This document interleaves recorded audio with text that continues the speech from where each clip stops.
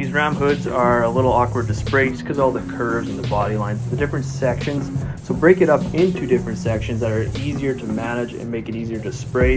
If you can spray it comfortably and easily, you're going to have a way better end result, and you're not going to be stressing over getting runs or missing anything. So definitely break it up into smaller chunks and just hammer on the clear when you're laying it flat like this. This one turned out really good. Luma 3 exited with the 1.5 tip in my favorite clear, Matrix AG40. That stuff is by far my favorite clear of all time.